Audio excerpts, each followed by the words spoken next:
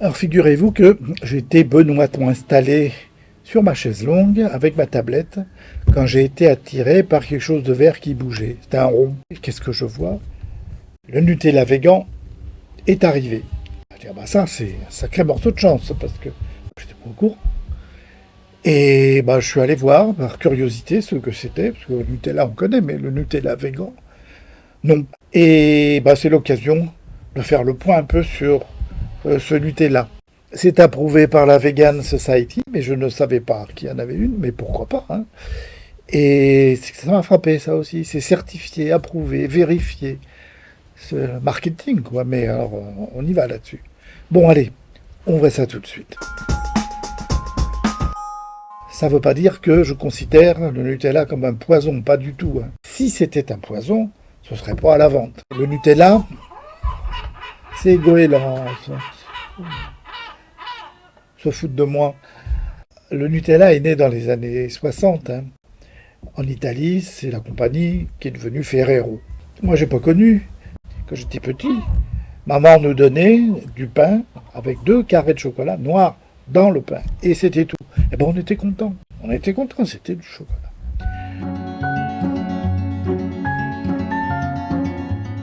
Bon, je vais commencer par la composition que je vais lire, hein. Ils ont l'amabilité de nous la donner, il n'y a pas d'erreur, j'ai vérifié, il n'y a pas de triche.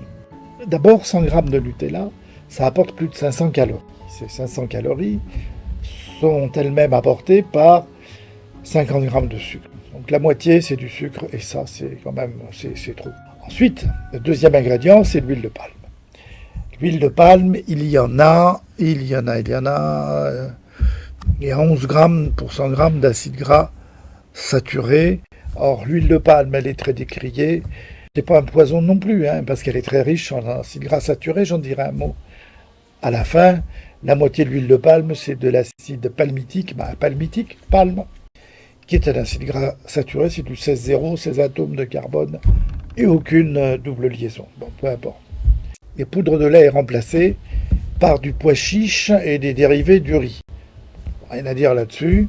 On explique pourquoi. Sur le plan texture, goût, ça peut remplacer le lait en poudre. Très bien. Ils indiquent la valeur nutritionnelle par portion. Alors une portion, c'est une grosse cuillère à café ou une petite cuillère à soupe, c'est-à-dire 15 grammes.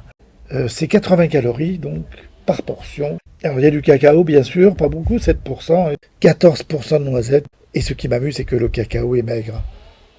Quand il y a 50 grammes de sucre plus de l'huile de palme, que le cacao soit maigre. Bon, c'est amusant. Ah oui, ils n'ont pas dit, mais il y a un peu de vitamine E. La vitamine E, c'est un antioxydant qui est naturellement présent dans les corps gras, et il vient probablement de l'huile de palme. Et c'est un antioxydant qui empêche, par exemple, l'huile de rancir, d'une part. D'autre part, c'est une vitamine liposoluble. C'est pour ça qu'on la trouve dans les huiles végétales. Alors, quelle est mon analyse? Je l'ai dit, il y a trop de sucre. Bon, c'est comme ça. Et que c'est ennuyeux parce que c'est une source d'obésité, d'ennui de santé. Puisque la poudre de lait est remplacée par du pois chiche et du riz, il n'y a pas de risque d'intolérance au lactose. En revanche, ce sont eux qui le précisent, c'est qu'il peut exister des protéines de lait qui peut être ennuyeux chez les gens allergiques aux protéines de lait. Ce qui m'a amusé aussi parce que les végans peuvent quand même absorber des protéines de lait. Bon. En effet, ce sont des usines agroalimentaires et les mêmes chaînes de production servent sans doute à fabriquer le Nutella classique et le Nutella végan en fonction des demandes, des marchés, etc. Et donc, j'ai cherché le Nutri-Score. Il n'y en a pas. Il n'y a pas de Nutri-Score. Il y a un papier sur le Nutella végan, dans Que choisir, la revue des consommateurs, qui regrette aussi qu'il n'y ait pas de Nutri-Score et qu'il évalue sans grande peine à eux. Le Nutri-Score est donc estimé à eux. Ne pas mettre un Nutri-Score, c'est pire que d'en mettre un, même si c'est à eux. Parce que vous croyez que j'en mange pas, moi, des produits qui ont un Nutri-Score à eux? Mais évidemment que si, j'en mange. Et je veux dire, mais ce qui est important, c'est de savoir ce qu'on mange. Il ne faut pas manger beaucoup, c'est tout. Mais on a le droit de manger des Nutri-Score à eux. Alors la question qui se pose, puisque l'huile de palme fait débat depuis longtemps, pourquoi les usines Ferrero, dans le Nutella, qu'il soit végan, pas végan, mettent de l'huile de palme? Alors pourquoi de l'huile de palme quand on sait qu'elle est riche, 50% d'acide palmitique, d'acides gras saturés, qui ont un lien avec l'apparition d'athérome, avec l'apparition des maladies cardio- et cérébrovasculaires. Si on mange un peu d'acide gras saturé, on ne va pas mourir. Donc, tout est une question d'équilibre, j'aurai l'occasion de le redire. Alors pourquoi cette huile de palme? Mais pour des raisons de texture. Et je vais en venir un peu à la notion d'acide gras saturé et insaturé. Les acides gras saturés sont solides à température ambiante. Et c'est une propriété qui peut être intéressante, notamment dans l'industrie. Vous avez fait un rôti de bœuf, de veau, de porc, peu importe. Vous l'avez avec un bon jus, vous l'avez mis au frigo, puis vous le sortez, vous voyez qu'il y a une croûte blanche dessus, le gras c'est figé. Ça veut dire qu'il y a des acides gras saturés. L'huile de colza, qui est riche en polyinsaturés, vous la mettez au frigo, elle ne devient pas blanche, elle reste fluide. Voilà. Notre exemple, c'est le beurre. Même à température ambiante, bon, il peut être mou, mais il est solide, parce qu'il est riche en acides gras saturés. Pour cette raison-là, ils le disent d'ailleurs dans leur information, c'est que c'est pour avoir une texture intéressante. Et c'est vrai que la texture du Nutella est plutôt sympa. On n'est pas des modèles non plus. Quand j'étais petit, maman faisait des frites le dimanche avec de la végétaline. La végétaline, c'est un bloc de graisse blanc, bourré d'acides gras saturés. Et on n'en mangeait pas tout le temps.